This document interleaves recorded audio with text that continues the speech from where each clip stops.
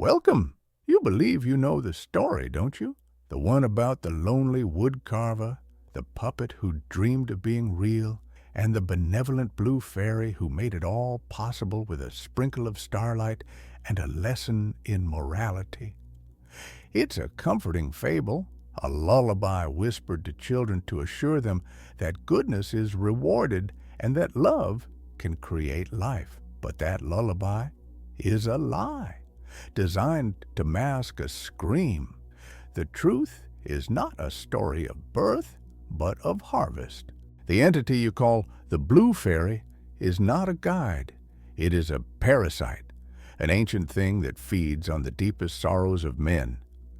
And the gift of life it bestowed upon the wooden boy was not a miracle, but the slow, meticulous cultivation of a very special kind of damnation, one rooted in a father's inconsolable grief. His name was Geppetto, and he was a man hollowed out by absence. Years had passed since his son was taken by a fever that burned through the village, but time had not mended the wound. It had only allowed the rot to set in deeper. His workshop, once filled with the laughter of a child and the cheerful scrape of his tools, had become a mausoleum of memory. Every morning he woke with the taste of ash in his mouth, the phantom weight of a small hand still held in his own, a ghost limb that ached with a love that had nowhere to go. This gnawing loneliness was more than just a sadness. It was a pathology, a gaping vulnerability in the fabric of his soul, waiting for anything, any promise, to whisper its name and offer to make him whole again. The workshop itself seemed to share in his decay. The air, thick with the scent of pine shavings and linseed oil, was perpetually soured by an undercurrent of damp earth and mold that clung to the stone walls. Light struggled to pierce the grime-caked windows, casting long, distorted shadows that seemed to writhe with a life of their own in the corners of his vision. The silence was the worst part, a heavy, oppressive presence broken only by the rhythmic drip of water from the ceiling into a rust-stained bucket, a sound like a failing metallic heartbeat counting down the seconds of his desolate existence. This was not a place of creation anymore. It was a tomb where forgotten things, both wooden and human, came to slowly turn to dust. On the anniversary of his son's death, the grief that usually simmered just beneath his skin finally boiled over into a feverish madness. He seized a perfect, unblemished block of pine wood, and with hands that trembled with both sorrow and a terrifying new purpose, he began to carve. This was no act of loving craftsmanship. It was a frantic, desperate exorcism of memory. Wood chips flew like panicked birds as he worked, his knuckles bleeding against the sharp edges of his tools, his sobs and whispers of his son's name filling the suffocating silence. He poured every ounce of his fractured sanity into the effigy, carving the precise curve of a remembered smile, the exact shape of a sleeping eye, until what lay on his workbench was not a puppet, but a perfect, hollow replica of his lost boy. That night, clutching the lifeless wooden form, Geppetto stumbled into the cold air and screamed his wish at the heavens, his eyes fixed on a single, pulsing star that burned with a strange and sickly turquoise light. When he returned to the workshop, it was waiting. It didn't arrive in a shower of sparkles, but coalesced from the deepest shadows, a being in the shape of a child whose turquoise hair seemed to drink the very light from his lantern. Its voice was a melody, yet beneath it was a chittering and insectile buzz that vibrated in his bones. It offered him his heart's desire, and Geppetto, utterly blinded by the sudden, impossible bloom of hope, saw none of the warning signs. He didn't question the unnatural cold that radiated from it, or the scent of an open grave, or the predatory stillness in its ancient eyes. He just said yes. The pact was sealed. The change did not come with a gentle spark of life, but with the dry, grating sound of wood grinding against wood. Pinocchio sat up on the workbench, its movements a hideous parody of a newborn struggle, jerky, unnaturally sharp, and utterly silent save for the creaks and clicks of its articulated joints. Geppetto watched, his heart a frantic drum against his ribs, a sickening cocktail of awe and dread churning in his gut. The puppet turned its head, not in a smooth motion, but in a series of staccato snaps, its painted eyes scanning the workshop with a dead, unblinking focus. There was no wonder in its gaze, no curiosity. There was only a cold, alien appraisal, as if it were cataloging a collection of dead things. Hope, however, is a stubborn parasite. Geppetto convinced himself this was merely the first awkward step. He reached out a trembling hand, whispering his son's name, and for a moment the puppet seemed to respond.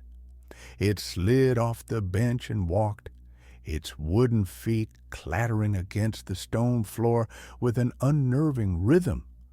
It moved towards the open window, where a small sparrow was pecking at crumbs on the sill. Geppetto smiled, a fragile, watery thing. Perhaps it was drawn to nature, to life.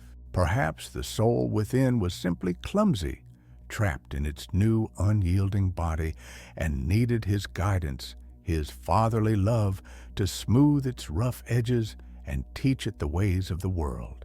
The illusion shattered with the wet, tearing sound of a wing being pulled from its socket. Geppetto froze, his smile dissolving into a mask of disbelief. Pinocchio held the struggling sparrow in one hand and, with a methodical, detached precision, was dismembering it. It pulled off the other wing, then a leg, its head tilted with the placid curiosity of a botanist studying a strange plant. There was no malice in the act, no cruelty for cruelty's sake, but something far more terrifying, a complete and utter void. The bird gave one last pathetic flutter before the puppet dropped its ruined body to the floor, turning its attention to the delicate feathers still caught between its wooden fingers. A strangled cry escaped Geppetto's throat, a sound of pure revulsion. The clattering of the puppet's head snapping towards him was deafening in the silence. Its face, the face he had so lovingly carved, the face of his dead son, was now pointed directly at him. The horror of what he had just witnessed was instantly eclipsed by a new, more profound violation.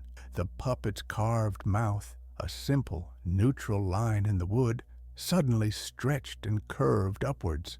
It formed a smile, a perfect, loving, impossibly accurate recreation of his son's own joyful grin, a memory so sacred and private that seeing it now on this monstrous thing felt like his soul was being flayed open, his mind fractured. The two realities could not coexist. The creature that had just torn apart a living thing with cold indifference, and the vessel that wore his son's smile like a family heirloom. This was the fairy's true magic. He began to understand. It wasn't the animation of wood, it was the weaponization of love. His grief was being used as a leash, forcing him to see a glimmer of his lost child in the dead eyes of a monster, compelling him to stay, to hope, to endure the escalating nightmare in the faint, insane belief that his love could somehow redeem it. The smile remained, fixed and painted, a loving mockery that promised a salvation it had no intention of ever delivering. The torment evolved, burrowing deeper into his psyche. The puppet began to speak, but not in the voice of a child. It whispered in the dead of night, its voice a dry rasp of wood on wood, sharing secrets that had died with his son. It spoke of the hiding place under the floorboards where they had kept their little treasures, of the name of a stray dog the boy had loved, of a specific, private promise Geppetto had made to his dying child, a promise to never forget him. Hearing these words from the puppet's unmoving lips was like having his most cherished memories exhumed and defiled, turned from sources of comfort into instruments of psychological torture. Then came the reenactments. The puppet would begin to move through the workshop, performing grotesque parodies of shared moments from the past. Geppetto would watch, paralyzed with horror, as it mimicked the way his son used to stumble around pretending to be a town guard, but with the lurching gait of a broken automaton. One evening, it dragged a stool to the workbench and began to hammer pegs into a board with frantic, powerful blows, a macabre echo of a rainy afternoon they had spent building a toy boat together. It turned what was once a memory of pure paternal joy into a horrifying spectacle, a ghost's dance performed by a demon. He could no longer lie to himself. This thing was not his son. It was a haunting, a malevolent presence wearing his son's memory as a mask. The love he had felt was curdling into a potent mix of fear and hatred. The open wound of his grief, which the fairy had promised to heal, was now infected with a poison that was driving him mad. He would catch himself talking to the puppet, pleading with it, begging it to stop, only to be met with that same placid, carved face, or, worse, the stolen smile that felt like a hot poker to his heart. His sanity was a threadbare rope, and it was about to snap. The breaking point arrived on a cold, moonless night. The puppet stood in the center of the room, humming a tune, the very lullaby Geppetto's wife used to sing to their son. It was a sound so pure, so corrupted by its source, that something inside the woodcarver finally shattered. He was not a father. He was a zookeeper for his own personal demon. He was not nurturing a new life. He was feeding a parasite with his own sanity. With a roar of pure animalistic rage, he grabbed the heavy wood-splitting axe from its place by the hearth, its weight a comforting promise of annihilation in his hands. He swung with all the force of his despair, aiming for the puppet's neck. He didn't want to just break it. He wanted to obliterate it, to turn it back into the dead, silent wood it was meant to be. The axe met its target with a deafening crack, but it was not the sound of wood splitting. It was the shriek of protesting metal. The enchanted wood was unharmed, without a single scratch. The axe head, however, had shattered into a dozen pieces, the force of the blow throwing Geppetto backward onto the cold stone floor. He stared at his empty hands, then at the puppet, which hadn't even flinched. It simply turned its head slowly and looked down at him, its expression unchanged. A new kind of terror, cold and absolute, washed over him. Helplessness. It was indestructible. A desperate, primal surge of adrenaline sent him scrambling to his feet. If it could not be broken, it would have to be burned. He seized the puppet, its wooden body unnaturally heavy and cold to the touch, and dragged it across the floor. He threw open the iron door of the great hearth, the embers within casting a hellish red glow on his face. He felt a surge of false hope, a moment of manic, triumphant certainty that this was the end. Fire was the great purifier. Fire would cleanse his home, his life, of this unholy creation. With a final, desperate heave, he hurled the puppet into the blazing heart of the fire. He slammed the door shut, leaning against it, his breath coming in ragged, sobbing gasps as he listened to the roar of the flames. For a few precious seconds there was only the sound of the inferno, and Geppetto allowed himself to believe it was over. A wave of relief, so profound it was painful, washed over him. He had done it. He had unmade his mistake. He closed his eyes, picturing the puppet turning to black ash, its curse burning away into nothingness, the memory of his son finally allowed to rest in peace. The relief was short-lived. A sudden, intense cold emanated from the hearth, a chill so deep it frosted the iron of the door beneath his hands. The familiar orange glow visible through the grate flickered and died, replaced by an ethereal, sickening turquoise light. The roar of the fire subsided, replaced by a low, humming buzz that vibrated through the floor. The flames inside were no longer burning hot. They had turned ice blue and were pulling away from the puppet, recoiling as if in fear.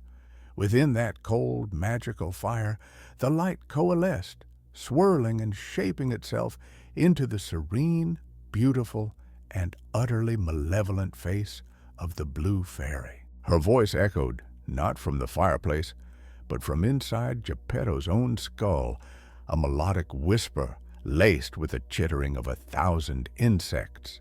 "Silly, silly man," it purred, its fiery eyes boring into his. "Did you truly think it would be so easy? You wished for a son. You wished for love." The face in the flames smiled, a slow, cruel expression that mirrored the one carved on the puppet's face. "A father's love doesn't burn, Geppetto. It only grows stronger. You are not its creator. You are its keeper, and its lessons have only just begun." The trap was not just the workshop. It was his own heart. The spectral face dissolved, and the fire returned to its normal color, but the puppet remained, sitting upright amidst the embers, completely untouched. The truth crashed down upon Geppetto with the weight of a collapsing mountain. There was no escape. This was not a trial to be overcome. It was a cage meticulously constructed from his own desperate love and sorrow. He was bound to this thing, this wooden horror, by a pact he could not break and a love he could not extinguish. He sank to the floor, a weeping, broken man, finally understanding the full, monstrous scope of the bargain he had made under that turquoise star. Days bled into a gray, featureless haze of terror and exhaustion. Geppetto moved through his workshop like a ghost, his every waking moment consumed by the presence of the silent wooden boy who watched him from the shadows. The puppet's torments became more subtle, more insidious. It would move his tools just out of reach, hide the single remaining photograph of his wife, or stand for hours at the foot of his bed, a silent, motionless sentinel in the dark. Each act was a small, calculated cruelty designed to erode what little remained of his will, to grind him down into a fine powder of pure despair. The fairy reappeared when he was at his lowest, its form manifesting not from fire or shadow, but from the very dust motes dancing in the stale air. It looked more solid now, more vibrant, its turquoise hair seeming to pulse with a soft inner light, as if it had been feeding well on the misery that now saturated the workshop. It glided towards the weeping Geppetto, its bare feet making no sound on the stone floor. It knelt before him, its expression one of feigned sympathy, the kind a scientist might show a specimen in a particularly interesting stage of decay. "You are unhappy," it whispered, its voice a caress of cold silk. "This is because your work is not yet finished." It gestured toward Pinocchio, who stood impassively by the cold hearth. "The vessel is strong, but it is still hollow. It has a mind, but no soul, a memory, but no heart. For it to become a true boy, a real boy, it must understand the ultimate lesson, the lesson of sacrifice. The fairy's words were honeyed, reasonable, framing the impending horror as the final noble step in a sacred process. It was a master of gaslighting, twisting its own monstrous demands into a narrative where Geppetto was the one failing in his paternal duty, his love not yet strong enough to complete the miracle he had begged for. "It needs a heart, Geppetto," the fairy continued, its voice dropping to a conspiratorial whisper. "Not a clockwork heart, or one carved from wood. It needs a real one, a warm one that has known love and fear, one that still beats." It paused, letting the implication sink into the woodcarver's shattered mind, its eyes gleaming with an ancient predatory intelligence. The demand was so monstrous, so far beyond the pale of any natural or moral law, that for a moment Geppetto's mind simply refused to process it. He stared blankly, the words echoing in the ruined chambers of his skull without forming any coherent meaning. Then the fairy clarified its unspeakable terms, laying out the choice with the cold precision of a butcher. He could provide a heart from a stranger, a replacement. The village was full of children, after all. Or, if his love was truly as boundless as he claimed, if he was truly willing to do anything to have his son back, he could make the ultimate sacrifice himself. It was a choice between becoming a murderer or a martyr, and the fairy presented both options as if they were equally valid, equally noble paths to the same glorious end, the creation of a real boy. As if on cue, the sound of a child's laughter drifted in from the street outside. It was the neighbor's son, a boy of about the same age his own child had been, playing with a wooden sword in the alley. It was a sound that, just weeks ago, would have brought a bittersweet ache to Geppetto's heart. Now it was a sound of pure, unadulterated torment. The fairy smiled, a knowing, triumphant expression. "The world is full of opportunities for a father to prove his devotion," it whispered, before dissolving back into nothingness, leaving the obscene proposition hanging in the air like the stench of rotten meat. Geppetto stumbled to the window, his body moving without conscious thought. He watched the neighbor's boy swinging his toy sword, his cheeks flushed with the joy of play. The rational part of his mind, the small, flickering ember of the man he used to be, screamed in horror. It was an abomination, an impossible, damnable choice. But another part of him, a new and terrifyingly calm part that had been cultivated by the fairy's poison, remained silent and observant. It was a cold, pragmatic voice that had begun to take root in the ruins of his soul. And then it happened, the final, unforgivable degradation. As Geppetto looked at the laughing child, he found himself seeing not a boy, but a collection of parts. He saw the slender frame, the narrow chest, and with a surge of self-loathing so intense it nearly buckled his knees, he found himself thinking with the detached, analytical mind of a carpenter. He was measuring, he was considering, he was calculating the logistics of the fairy's demand. The horror was no longer external. It wasn't just in the puppet or the fey creature. It was inside him now. He had been corrupted, and in that single, monstrous thought, he knew his soul was already lost. The reflection that stared back at Geppetto from a shard of broken glass was not his own. It was the face of a ghoul, hollow-eyed and ravaged, a man already haunted by the murders he was contemplating.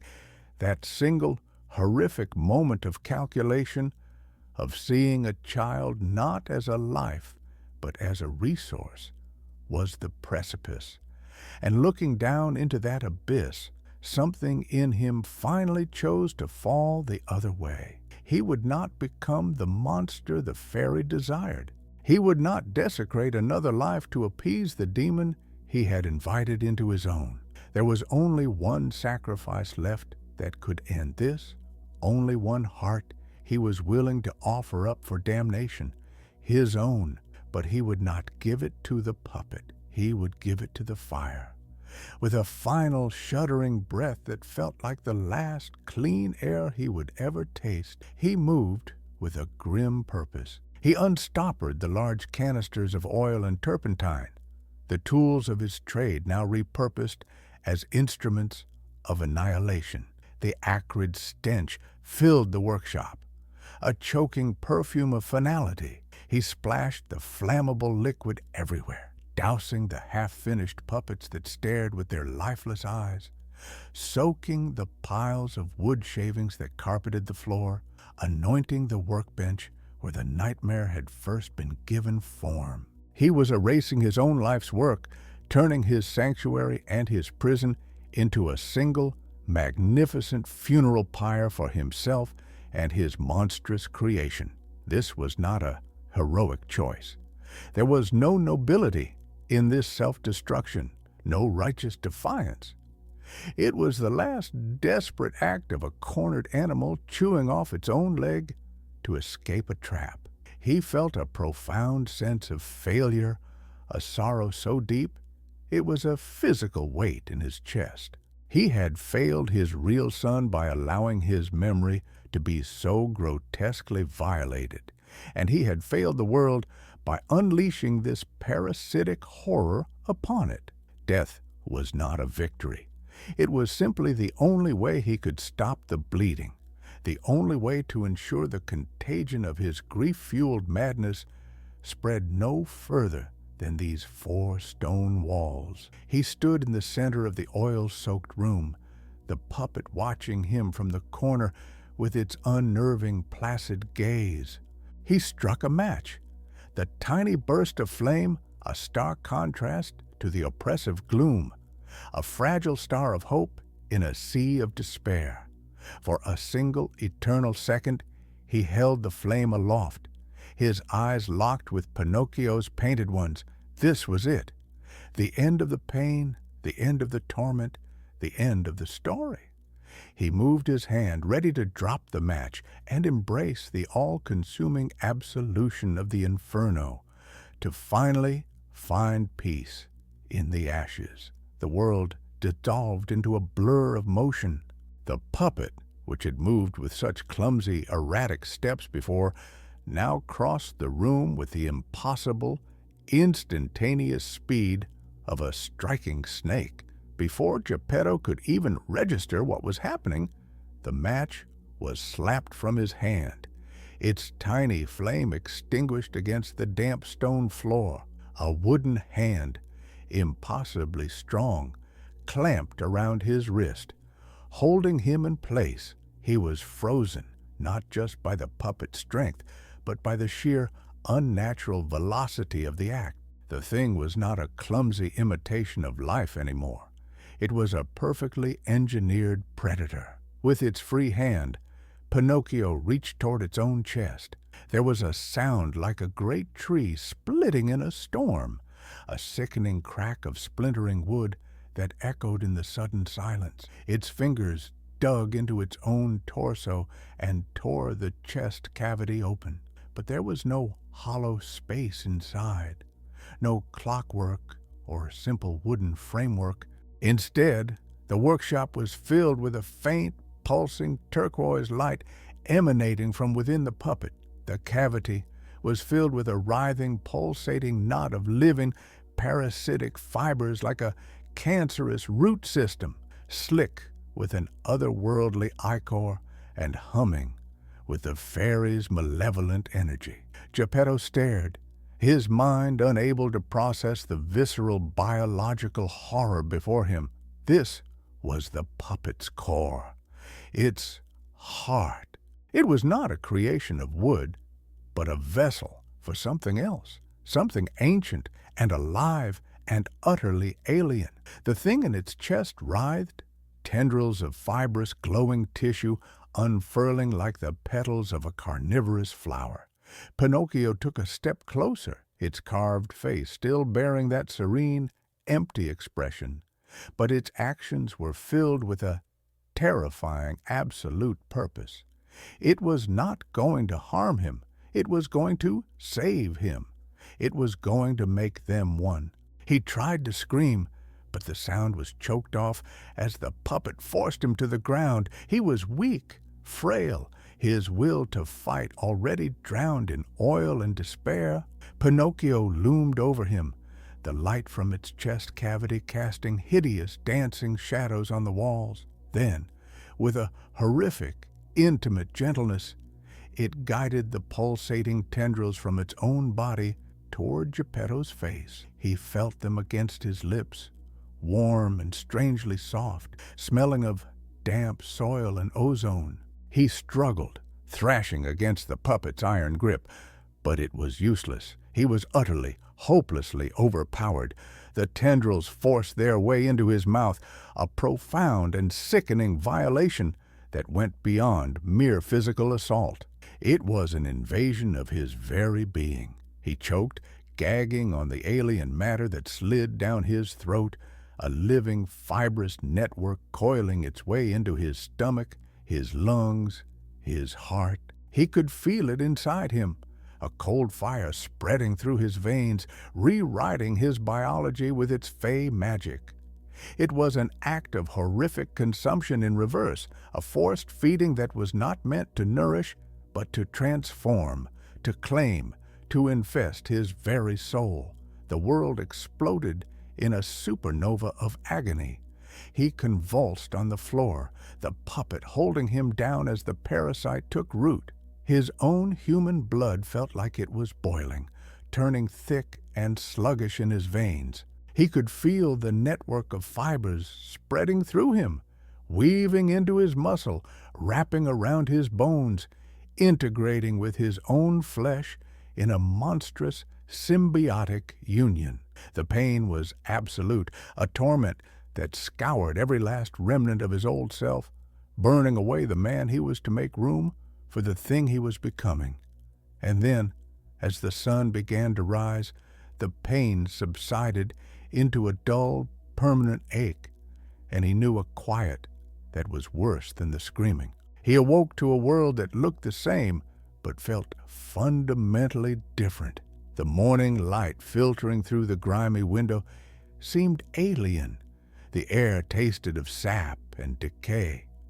He pushed himself up, his limbs feeling stiff, his joints creaking with a sound that was disturbingly familiar. He looked down at his hands, at the skin on the back of his knuckles. It was no longer the soft, wrinkled flesh of an old man. It was harder, paler, and etched with the faint, unmistakable pattern of a fine wood grain. The horror was not over. It had simply become his new reality. He was not alone. Pinocchio sat beside him, its hand resting on his shoulder in a gesture of companionship. Its chest cavity was closed, showing only a faint seam in the wood, but Geppetto could feel it now, a low thrumming inside his own chest that pulsed in time with the faint turquoise glow he could see in the puppet's eyes. They were connected, two parts of a single, cursed whole. He had wished upon a star to never be lonely again, to have his son by his side forever. And in the cruelest, most literal way imaginable, his wish had been granted. The workshop was no longer a silent tomb of wood and stone. A subtle energy now permeated the very air, a low hum that resonated from the walls and floor. The shadows in the corners seemed deeper, and in their depths a faint turquoise light pulsed like a slow, sleeping heart. The fairy's presence had not been banished. It had been integrated. The evil was not defeated. It had been transplanted, taken root in the foundation of the workshop and in the very marrow of Geppetto's bones. The entire place was now a living, breathing extension of the Fae's will. He is still there, you know, the woodcarver and his boy, forever bound in their quiet living workshop Geppetto spends his days carving, though his hands grow stiffer and more wooden with each passing year, his blood running thick and slow like sap. He never speaks, and Pinocchio never has to. They are eternal companions in a prison built from a father's love. The evil was not vanquished. It simply found a more permanent home. So the next time you hear that sweet lullaby about the puppet who became a real boy, remember the truth. Remember the man who became a puppet. And now you know the story shouldn't end with a wish come true, but with the chilling realization that the most terrible monsters are the ones we invite into our homes, begging them to save us from ourselves.